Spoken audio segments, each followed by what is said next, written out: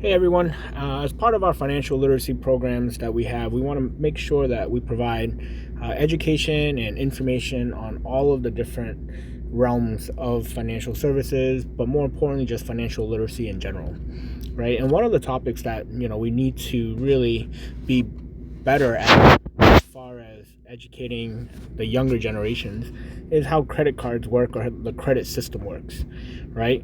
What we want to do is we want to learn how to use the system and not be used by the system. And it's important to understand because without credit, you limit yourself greatly, right? Despite all the other personal beliefs from like Ramsey's or whoever, right? They believe that all credit is bad credit. While bad credit is bad, how you manage the credit is what's really important. Credit cards aren't really bad. It's just the lack of understanding and how to manage it properly and responsibly that determines whether or not it's going to be a good situation or a bad situation, right? So before we get deeper into this, disclaimer real quick, the information in this presentation should not be interpreted as accounting, investing, legal, or tax advice. This is not an offer to sell or a solicitation to buy any security or insurance products. The workshop is for educational purposes only. Our national campaign for financial literacy is to bring financial awareness and education because, to me, I do believe that if we empower our communities through education, we can build stronger families, but more importantly, understand how wealth is really built and preserved. Okay, our mission is to build and protect wealth for families. We want to help people move from financial insecurity to financial independence. Our vision is to build a new industry with 1 million business associates worldwide and revolutionize the financial services industry to help resolve the consumer's dilemma: lack of understanding, planning, and support. Okay, because the reality is the old industry was if you didn't have at least $250,000 or more, chances are you weren't invited to the table and people weren't having conversations on how to exponentially grow your wealth, right? And that left out a lot of people. That's why if you look at today's society, 90% of Americans control less than 50% of the money in the country. 90%, 9 out of 10 people share less than half of a pizza. All right, 9 out of 10 people share less than half of a pizza. All right, while the other 1% controls the other 55 to 60% of that pizza or the money in the country. A little bit about myself. My name is Tu Tree. I've served in the United States Air Force, did one enlistment station in Florida. Married with 5 children. You can see them in the picture there. Right now, their oldest is 26, and we got a 21, 19. My daughter's 12, turning 13, and then Kalani is 10, turning 11 soon.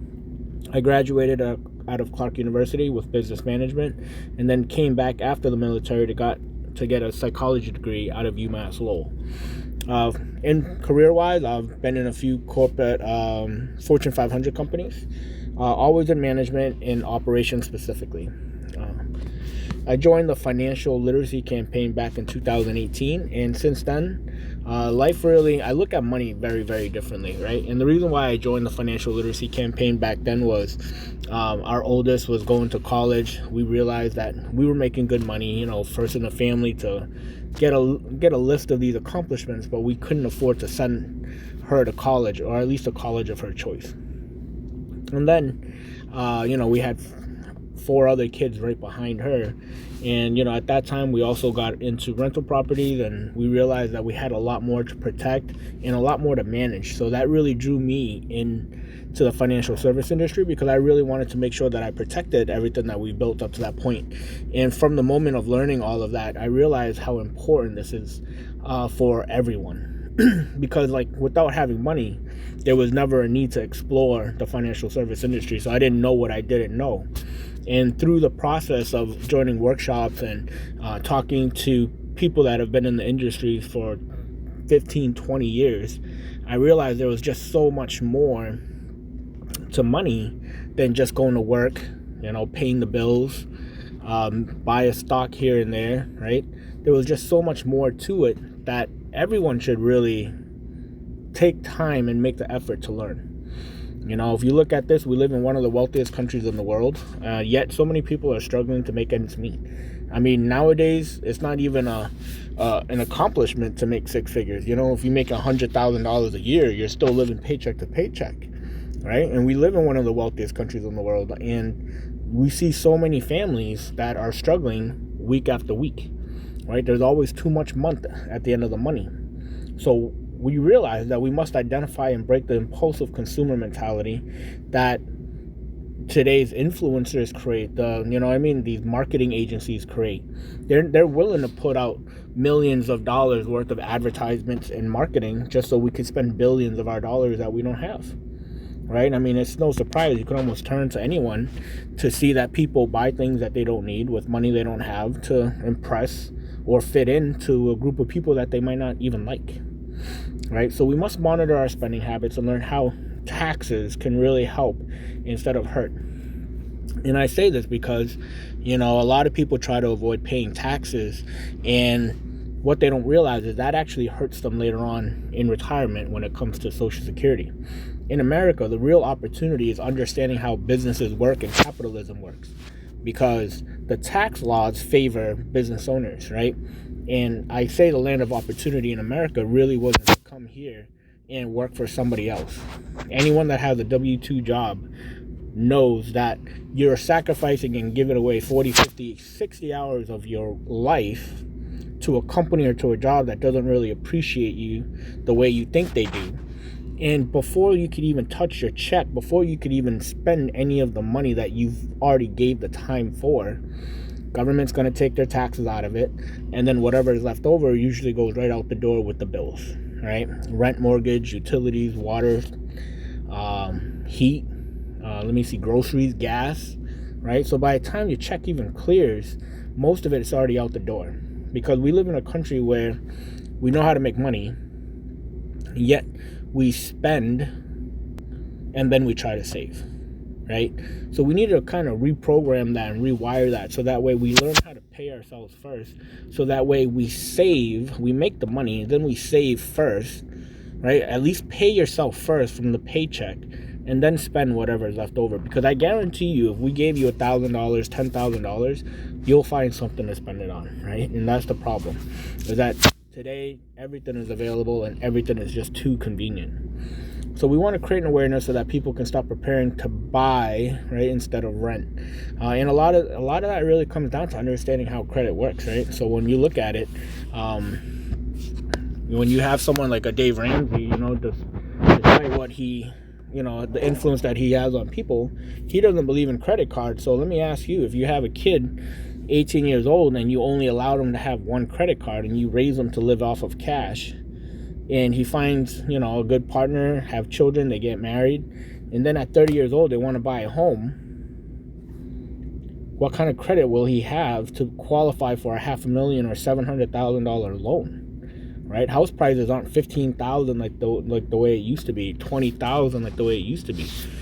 Two people can work and still not afford to buy a home. So how are you going to do that if you're not able to leverage other people's money to create that, or even buy a car or anything? Because in all honesty, the Ramsey philosophy doesn't believe in debt.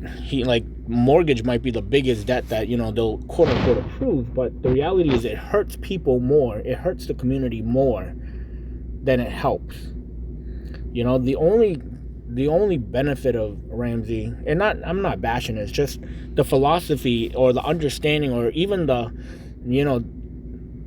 I don't know, I think it's irresponsible not to explain how credit really works to people, rather than just saying, hey, this is how you should manage it and be responsible. They just bash on it, right? And what that does is you cannot become wealthy living off of that philosophy, all right? Elon Musk, Jeff Bezos, none of those people, none of the millionaires or multimillionaires would ever get there living off of that philosophy of never getting into debt, right? Look at all the real estate people that have rental properties. Imagine never getting into that, where you have to pay everything up in cash.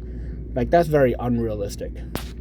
And then the problem is schools don't teach personal finance. So now you have people that can say whatever they want, and that passes by almost as if it was, the truth and the only truth. Parents do not always understand how to pass down financial knowledge. I mean, if someone has never made $1 million, they can't really teach you how to make $1 million. We've seen it in the economy where they say, hey, go to school, get good grades, get a job, graduate with 1 degree, then 2 degrees, then 3 degrees. I mean, education's a business. You can't even just graduate to get a good job. You have to go back to school and graduate again, and go back to school and graduate again. And with technology and AI and everything, you got to constantly go back and graduate again. And that's how they constantly make money, and you're always in debt, right? Student loan debt. But parents can't pass down something that they don't understand, right? And I say that because a lot of people that went to school, got a job, stayed at their job for 30, 40, 50 years, or even job hop the way this generation is, right? None of them are able to really retire. How many people can comfortably retire? Right? You see all these people with their 401ks, the buy term invested difference. Like, how many of them are really retiring? Not many, at least not for long. Or they're working longer just to prolong it out, right? The problem is, back in the day, people would retire and then they would live to like 65, 70 years old, right? So you didn't have to worry about money for too long of a time after you retired. Nowadays, with technology and healthcare the way that it is, people are retiring, they're living for like 15, 20, 25 years. There are people that are still alive in their 90s, more of them, right? So if you have a 6-figure income today, let's say you make $150,000 today, and you're living paycheck to paycheck while you're still young and healthy, you're living paycheck to paycheck off of $150,000 a year. How are you going to survive from 65 years old to 85 years old without that $150,000 a year? Because we know 401ks, people are lucky if they have $500,000 saved up, right?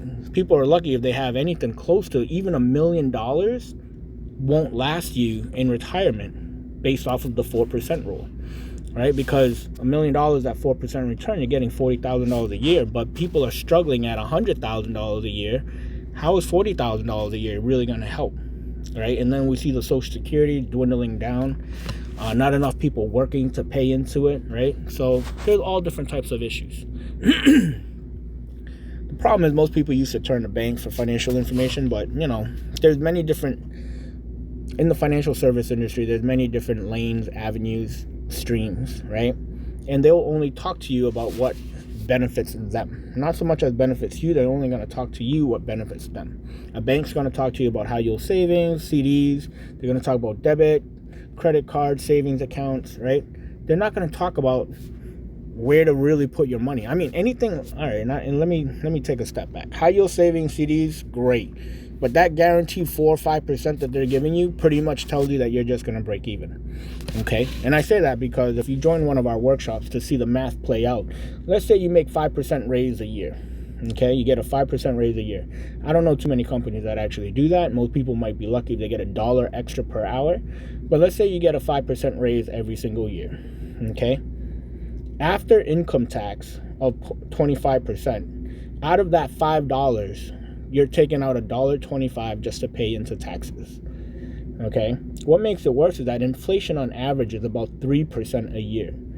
So out of the $3.75 that you have left after income tax, you take out the $3 for inflation or cost of living, and now you're left with 75 cents. Okay, so your 5% from a high yield savings or CD, that pretty much allows you to break even at best. Okay, during COVID, when it was 8-9% for inflation, you were losing money left and right. Okay, people were getting like a 3 to maybe a 2 to 4% raise at work, but inflation being 8%, you were actually making less money during those years. Your dollar purchasing power had less value. But people don't look at it, or they don't understand it like that.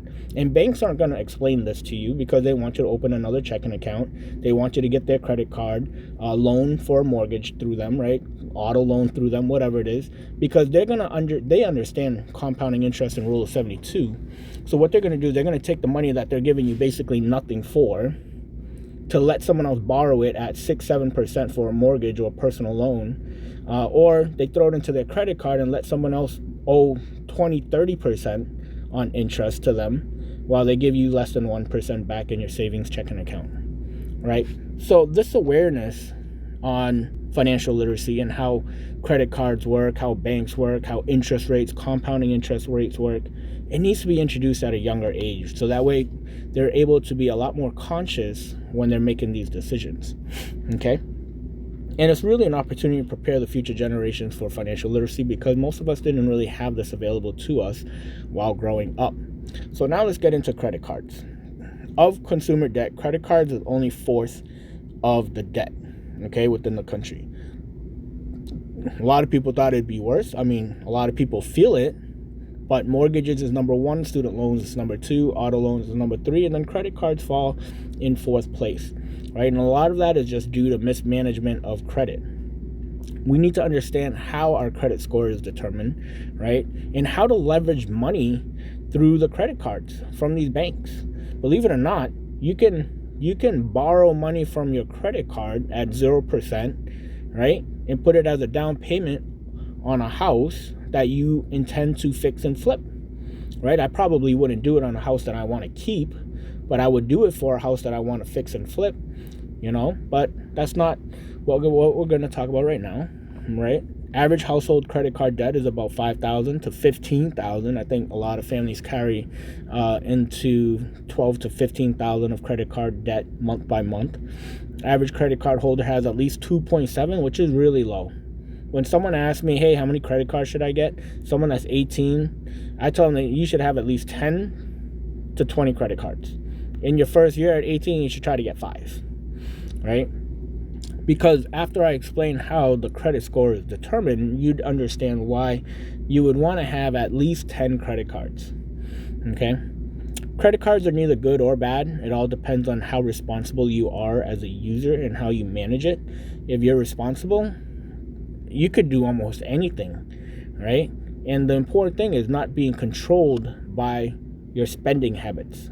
Again, we said earlier, we want to help people save and then spend what's left over, right? So understanding the credit score, that's what we're really here for. And we want to educate our communities on every aspect of financial literacy, not just what's going to benefit for a sale or for a transaction. Because at the end of the day, the more educated our communities are, the more empowered they can become to make better decisions. So what is a credit score? Credit score is nothing more than a numerical expression to represent the credit worthiness of individuals, right? For me, money is nothing more than a unit of options, right? The more money you have, the more options you have. People say that, money can't buy happiness, which is true. You can't buy happiness with it, right? But money could take care of a lot of the things that make you unhappy, right? And that's really what's important, is that you can't fall in love with the greed of money, okay? You can't fall in love with money in the sense where you get greedy about it. But at the same time, if you understand how to take care of your money and your credit in this example, it's going to help you later on in the future. It's going to create a larger platform for you to create generational wealth, or at least strengthen your estate, okay? So lenders use credit scores to evaluate the potential risk to see if you're worthy for them to loan the money out to you, okay? Credit scores are used to determine loan amounts, interest rates, and potential return versus loss for the lender. How are credit cards determined? 5 different factors.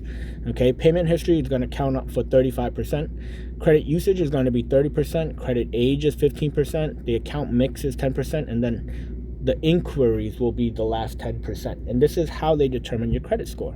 The reason why this is important to know is because you can change your credit score pretty dramatically month by month if you know exactly how to manipulate that number.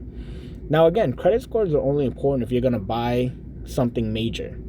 Sometimes people need it to rent a place. Sometimes people need the credit score to get a good job where the credit checks are performed. But usually it's when someone's buying a house or something. That's when the credit score is really important. Other than that, if you don't need the credit, if you're not making any major purchases or anything like that, the credit score really doesn't matter, right? Like if you're not planning on making any major purchases, it doesn't matter if you have a 400 credit score, because you're not going to need it. The only time you're going to need it is if you need to borrow money from someone. But at the same time, you should understand how it is evaluated, okay? So the payment history makes up 35%. You want to have 0 negative marks. Obviously, you want to pay your bills on time. Don't get into something, or don't live beyond your means where you can't control your payments. Okay, and as long as you can do that, you control the largest portion of what affects the credit score.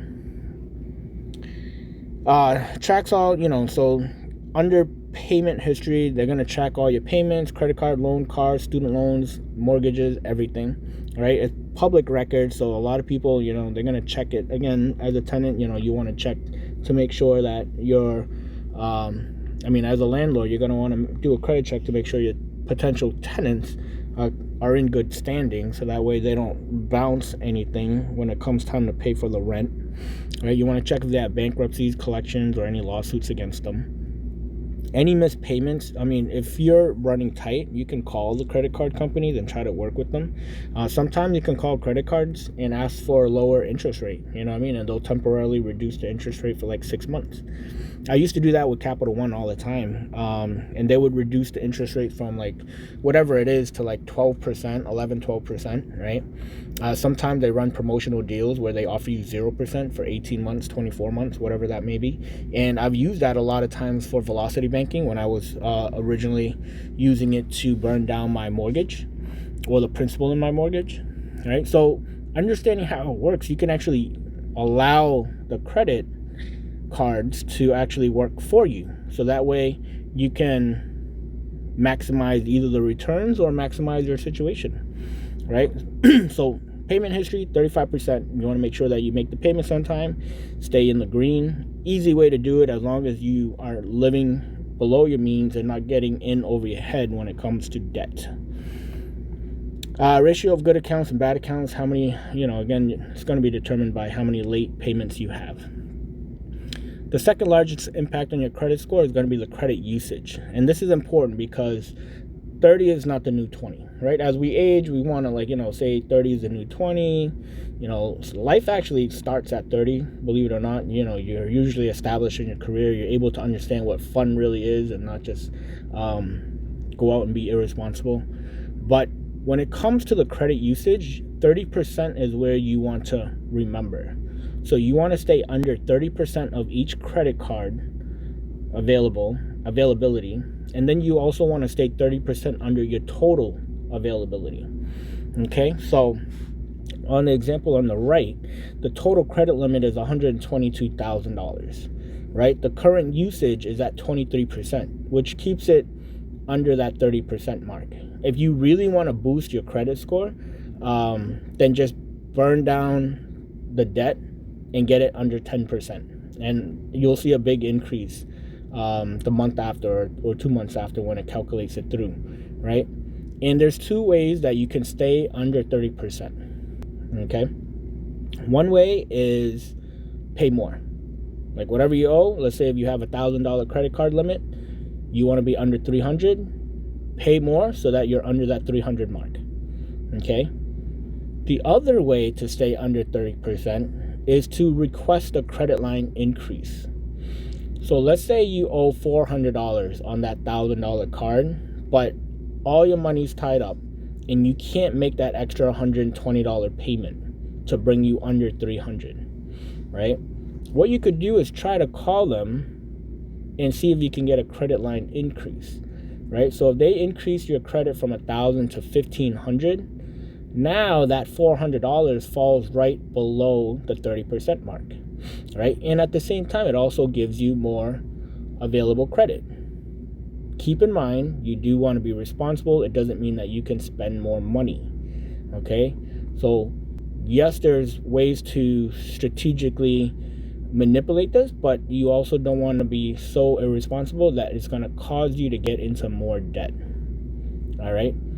If there's ever a concern and you feel like you're getting carried away, I would call the credit card companies and just ask them to freeze the account so that way you can't use it, but never close or cancel the accounts.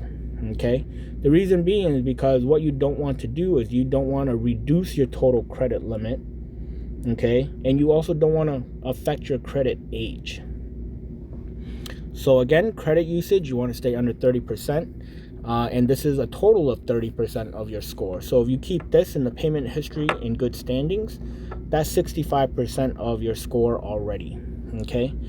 Again, if you need to freeze the account, hide the card, whatever it is, do that. Just don't cancel the card, because when you close it, it will reduce your total available credit line. And then when you close it, it'll also increase your credit usage, because whatever debt you have on it is against a smaller credit limit or available credit, which will increase that, will put you into a lower credit score. This is the other thing that I mentioned on the last slide, is your credit age.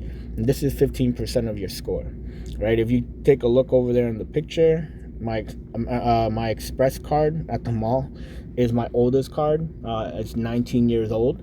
So for me, every year I will buy something on it just to keep it open, right? Some cards, if you don't use it for 6 months, they close. Some cards, if you don't use it for a year, they close. With my Express card, I buy something, whether it's going to be a belt, a pair of socks, whatever, I will buy it, charge it to the card just to make sure that it stays open. Okay, it is 19 years old. So for me, well, actually, that was in 2001. We're 2025, so I mean, it's 24 years old, right? And if that card closes, what that does is it dramatically reduces my credit age, because a credit age is determined by the average of all of your cards combined. Okay, so in the picture, my newest card at that time in 2020 was in June, right? So it was only 2 months at the time when I took that picture, and my oldest card was 19. So in the mix that I have, the average is only 3 years and 9 months. You want to be over 5 years if you want to get a good score. But to me, it's only 15%, staying in the B, and this one's really not going to hurt you that bad. But if I really wanted to increase the score by a dramatic number, then I wouldn't open any more accounts, just so that it goes over the 5-year mark. Okay. Most people try to minimize how many credit cards they have. For me, the reason why I would tell someone that's 18 to open at least 5 credit cards, 10 if possible, as soon as possible, right, before 25 or whatever, is because then now you can let all 5 or 10 credit cards grow at the same time. So by the time you really need it or understand it at 30 or 35, these credit cards, your credit age is going to be over 10, 15 years old. You're always going to stay in the green now, right? Or even if you have to open one new account or something, it won't bring it down dramatically, right? Because you have so many cards that are at 10, 15 years old already at that point, right? So that's why I would recommend it. I don't recommend you open it just so you can go spend it, but open it just so that they can age together. And again, don't close any lines, just because then it will ruin the credit age and it will reduce the total available. As you can see in my account mix, this is 10% of your total. My account mix has a total of 31 different accounts, and 25 of them at this time in 2020 was 25 of them were credit cards, right? You can see that when it comes to the mix, they care about diversity. So you got 2 auto loans there, 1 mortgage, you got some personal loans, and then the student loan, right? And that shows 5 different types of credit and a total of 31 different accounts. This reflects, really, when I say units of trust, this reflects how many companies trust you with their money. And that's what they really want to look at. So, like, for example, if you and I were going to go and request for a mortgage, right? Everything's the same, 35 years old. We have the 20% down payment. We're looking to buy the same value house, let's say $500,000 or $800,000 in today's market. And they look at our accounts, and my credit score is a 740. I have 31 different accounts, right? And you have a 760 with only 1 credit card. Okay? The chances of them giving you a mortgage might be lower than the chance that they'll give me a mortgage. And the reason being is because if you only have 1 credit card, you might have a better score because you've never really charged anything and you maintain that 1 credit card well. So you might have a better score, but your credit available might be less than 30,000 with 1 credit card, maybe 50, right? Then you're not going to have a lot of credibility, if you will, because you're only, like, it doesn't show that you've managed your credit history. You might manage your money well, but it doesn't show that you've managed your credit well. So for them to let you borrow a large amount of money might be a lot riskier for you than it is to let me borrow that amount of money, that same amount of money, right? Hopefully that makes sense. So again, having more is not necessarily bad. It's managing them and being responsible to the credit cards that's important. Okay, and if you use properly, you can leverage this. Again, like I said, you can borrow money off of a 0% 18-month promotion and put it on a down payment for a fix and flip. You know what I mean? Because if you fix and flip, in 3 to 5 months, you're going to finish the fix, sell it, flip it. And what you can do is now take the profit from that sale, put it into another property, rinse, repeat, put it into another property. And as long as you pay whatever amount you borrowed on that 0% credit card, by the time the deadline expires, 18 months, 24 months, 12 months, whatever it is, you don't have to pay any interest on that money. You would only pay a transfer fee to access that money, which is usually like 3%, but you wouldn't have to pay any interest on that. In the meantime, you're using that amount of money to fix, flip, and make more money with it. All right? You can exponentially make more money. Let's say you borrowed $50,000 for a down payment on a 0%, and you did 4 flips. And by the time you finished all 4 flips, you ended up netting, I don't know, maybe $300,000, $400,000. And now you just pay back that $50,000 within the time frame, and you owe no interest on that, but you would have still pocketed some money in that process, right? I'm not saying go out there and do that. I'm just using that as an example. Hard inquiries. This is the 5th one, is how many times they actually run your credit when it's a hard pull. So before they do that, they usually have to ask for your permission, right? And that's 10%. Some of them drop off in 6 months to a year, right? So you don't want to get too carried away. You can see here that at the time of this picture, I had 3 credit cards. I'm pretty sure they were all credit cards that I applied for to expand my credit limits and everything like that. And it put me into the C category. So, you know what I mean? In 1 year, that would drop off. I would fall back into the B. But again, it's 10%. So for me, this wasn't really that big of a deal breaker. It's not going to make or break my credit score. So let me see. Usually falls off within a year if you're pulling credit for the month.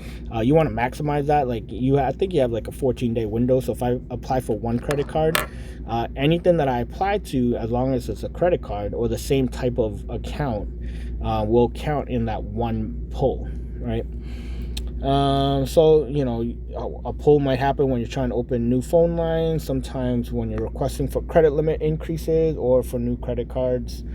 Sometimes if you're getting your credit check done, they'll ask for a hard inquiry, so that way they can determine whether or not to make a decision on letting you borrow money or get into a rental or whatever it may be. All right. So again, with proper understanding, we do not have to raise our children in fear of credit cards, right? They should be responsible to understand how to manage their debt. We take more ownership and control if you understand. Once you understand how money works, it's pretty exciting. It's pretty fun. I'm not gonna lie, it's pretty fun. We leverage our needs and expenses from credit card companies through their promotion and perks. So for those that travel a lot, I put everything on my flyer cards, like groceries, gas. I might charge something at the grocery store. I might spend $150, $200. I'll charge it to the credit card. And while I'm in the car, after I put the groceries into the trunk, I'll probably just turn on my app, go to my bank, and just pay off the credit card right there. But in the process, I would have gotten whatever miles it is for the groceries, right? And that's think about it. If they're gonna give you let's say 5% back, and you spend $100, you get $5 back. Okay, you go to your app and you pay off that $100 right away, you walked away with $5, right? It might not be much in that one example, but if you did that 100 times a year or 100 times, in 6 months or something, okay, now it's $500, right? Not just 5. So it really depends. Some people do it for the perks. Some people do it for access. Sometimes credit cards will give you certain access that people enjoy, or flyer miles, like I said. We can create more home ownership in our communities if you understand credit. Again, if everyone had a 740, 760 credit score, they look well, they understand how to manage their money, they're saving it, and now they have down payments and stuff, right? So we empower our communities through education. And we can help others break out of financial insecurity or debt by teaching them the importance of financial literacy. Okay, let me see. Our financial portfolio should be well versed in understanding how credit cards and managing debt works, protection and insurance, emergency funds, retirement planning. We already mentioned earlier that most people cannot retire today. Estate planning, most people do not understand how wills and trusts work. I recommend everyone 18 and over should have a trust set up. Passive income streams, you really want to have your money make money for you. You want your money to work harder to make money, then you have to trade your time to make money.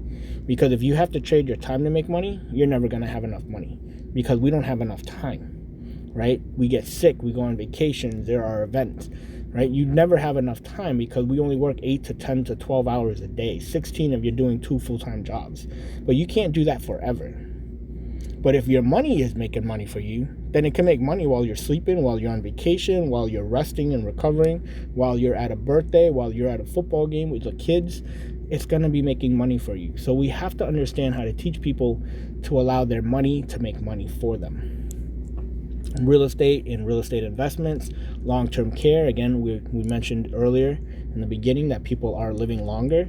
If it's already difficult to retire because there's not enough money, how are you going to pay for healthcare costs in the future, right? So we got to plan on long-term care, college planning, and then again, asset management. Some of the things that you can really utilize your credit cards for if you understand how it works. Velocity banking. Again, I use that to pay down big debts. Velocity bank is a really cool concept. It's not like a simple thing, so I wouldn't recommend jumping into it until you really understand how credit cards or how velocity banking works. I mean, I can leverage my cash value life insurance to do velocity banking or credit cards. 0% consolidation, great way to strategically transfer a lot of your debt into one with the 0%, of course, interest rate, right? Invest your rewards, buy low, sell high, invest in yourself, and then turn your credit cards into an asset that really works for you, right? So hopefully this was a lot of information. Again, with everything when it comes to finance, do your own due diligence, right? Always look up ChatGPT, Google things. Don't just take someone's word for it. But at the same time, understand how it works, because, you can't just follow information blindly. I mean, in today's world of technology, everything is available to you, right? We can go online, but the problem is people can post anything, the good, the bad, the right, the wrong, right? So you have to do your own due diligence too, or sit down with a licensed professional, because if they were gonna harm you in any way, they risk losing their license, reputation, and in their business, right? So at least listen to something like that. I don't think Ramsey is licensed in anything.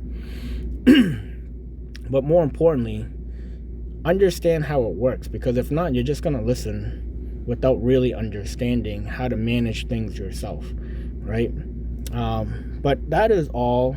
If there's any questions or comments, definitely don't hesitate to reach out.